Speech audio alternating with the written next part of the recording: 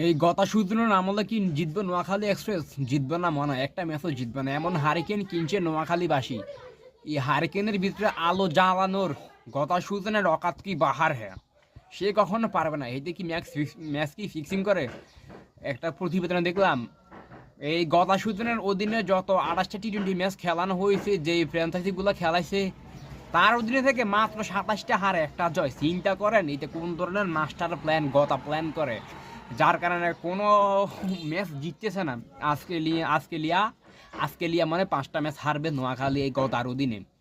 এখন নোয়াখালীবাসী এমন হারিকেন কিনছে, এই হারিকেনের ভিতরে কে আলো জ্বালাইবো? গতা কোনো ম্যাচ কোনো ফিক্সিং করে যা হেতার বিরুদ্ধে তল্লাশি করা হোক, হেতার বিরুদ্ধে তাতে অভিযান চালানো হোক। এদের কি ফিক্সিং করে? দায়িত্ব নিতে কত কোটি টাকা খাই রাখছে। এ অকাত কি বাহার? এই গতার আমলে কি ম্যাচ জিতবে আদৌ? সেমিফাইনাল তো দূরের কথা, ম্যাচ তো খালি হারতেছে। কোয়ালিফাই তো দূরের কথা, ম্যাচ খালি হারে এই গদার আমলে।